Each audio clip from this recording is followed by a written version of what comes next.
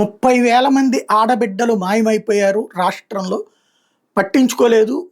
Plus వాలంటీర్ల ద్వారా YSR Congress party వాళ్ళే వ్యభిచారం వైపుకి తీసుకెళ్ళిపోయారు ఒంటరి మహిళల్ని అంటున్నాడు పవన్ కళ్యాణ్ ఆరోపించడం. ఆ తర్వాత చూస్తే అవన్నీ మామూలు కేసులు, అందులో 1000-200 కూడా లేవు. ఫైనల్గా చాలామంది వెనక్కి వచ్చేసేసారు అన్నటువంటిది అదంతా తర్వాత కాలంలో చెప్పుకొచ్చారు డీజీపీ. అదంతా అయిపోయిన చరిత్ర. అయితే మేము అధికారంలోకి వస్తే ఏ ఆడబిడ్డకి అన్యాయం జరగదన్నటువంటి పాయింట్ అది సాధ్యం కాదని నేను ఇంతకుముందు కూడా చెప్పాను. ఇప్పుడు కూడా అత్యాచారాలు జరుగుతున్నాయి, హత్యలు జరుగుతున్నాయి, అరాచకాలు జరుగుతూనే ఉంటాయి. ఖచ్చితంగా ఫాలోఅప్లో పోలీసులు శిక్షించాలి. కాకపోతే పవన్ కళ్యాణ్ ఆనాడు ఆడపిల్లల్ని అడ్డుపెట్టి పదే పదే ఈవెన్ సుగాలి ప్రీతి అంశం కూడా పదే పదే చెప్పుకొచ్చారు. ఇట్లాంటి అంశాలన్నీ కూడా ఇప్పుడు అసలు నోరు మెదపటం లేదు అన్నది వైసీపీ విమర్శిస్తుంది. అయితే ఇప్పుడు వాళ్ళకి ఇంకొక అవకాశం దొరికింది. తాజాగా ఏదైతే పవన్ కళ్యాణ్ అక్కడ టూర్ చేశారు కదా గోదావరికి సంబంధించినటువంటి కార్యక్రమం, ఈ సందర్భంగా కాకినాడ జిల్లా కరప గ్రామంలో 18 ఏళ్ల క్రితం చెరువు వ్యాపారం చేసుకుంటూ స్థిరపడింది ఒక మార్వాడి కుటుంబం.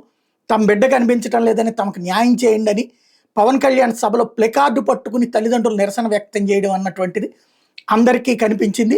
ఈ నెల 8వ తేదీ నుంచి తమ కుమార్తె 14 ఏళ్ల అమ్మాయి కనిపించడం లేదని పోలీసులు ఫిర్యాదు చేశామని, పోలీసులు పట్టించుకోవడం లేదని ఆరోపిస్తున్న బంధువులు ఎయిర్పోర్ట్ బయట పవన్ రాక్ కోసం ప్లెకార్డులు పట్టుకుని నిరీక్షించారు.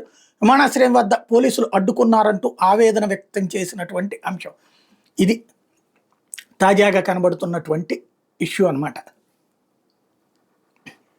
పవన్ కళ్యాణ్ సార్ దగ్గర వచ్చాం, ఇవాళ ఎయిర్పోర్ట్ దగ్గర కాకినాడ నుంచి వచ్చిన సర్పంచ్ అమ్మాయి మాకు మిస్ అయిపోయింది, 20 రోజు అయిందండి, ఇంకా ఏం తెలుతలేదండి, చాలా 20 రోజు నుంచి అమ్మాయి కంటే ఇంకా కనిపించలేదండి.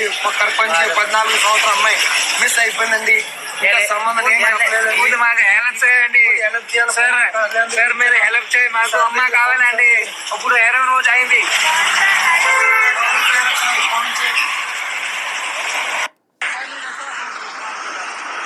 ఇది ప్రత్యేకించి ఈ విజువల్ అన్నది ఇప్పుడు వైరల్ అవుతోంది.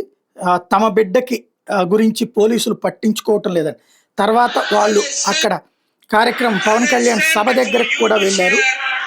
వెళ్ళి అక్కడ కూడా ప్లకార్డు పట్టుకున్నటువంటి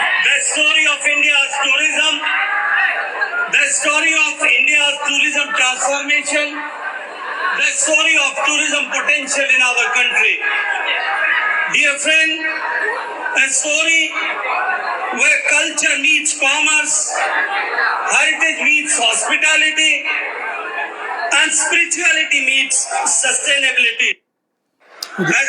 రెండు చోట్ల జరిగినటువంటి ఈ కార్యక్రమం సందర్భంగా అంటే పవన్ కళ్యాణ్ని నమ్మారు వీళ్ళందరూ కూడా. ఆడపిల్లలకి సంబంధించి వేగంగా స్పందిస్తారని ఆ కాన్సెప్ట్లో వాస్తవంగా అయితే అది హోంశాఖ చూసేటటువంటి పని, పోలీసులు చూసేటటువంటి పని. పోలీసులు కంప్లైంట్ పెట్టామని కూడా వీళ్ళు అంటున్నారు. కానీ అమ్మాయి దొరక్కపోవడంతో ఆవేదన వ్యక్తం చేస్తున్నటువంటి పరిస్థితి. సాధారణంగా ఎవరు ఎప్పుడు ఎవరు ప్రభుత్వంలో ఉన్నా సరే ఇట్లా మిస్సింగు, అందులో ప్రేమలు ఉండొచ్చు, లేకపోతే వేరే వేరే ఇష్యూస్ ఉండొచ్చు. అయితే అప్పుడు అదంతా కూడా వాళ్ళందరినీ వ్యభిచార గృహాల వైపు పోతున్నారు అన్నట్టుగా పవన్ కళ్యాణ్ హైలైట్ చేయడంతో ఇప్పుడు పవన్ కళ్యాణ్ని అందులో తాము అధికారంలోకి వస్తే ఏ పిల్లకి ఏ ఆడపిల్లకైనా వెంటనే స్పందిస్తామన్న పిలుపు నేపథ్యంలో ఈ విధమైనటువంటి ప్లెకార్డుల ప్రదర్శన అన్నట్టు దాన్ని ఆటోమేటిక్గా వైఎస్ఆర్సీపీ వాళ్ళు హైలైట్ చేస్తారు. అది వైసీపీ సంగతి పక్కన పెడితే ముందు అర్జెంటుగా ఆ అమ్మాయికి ఏం జరిగింది అన్నటువంటిది పవన్ కళ్యాణ్ గారు క్రాస్ చెక్ చేసి వేగంగా ఫాలోఅప్ చేయాల్సిన అవసరం అయితే ఉంది.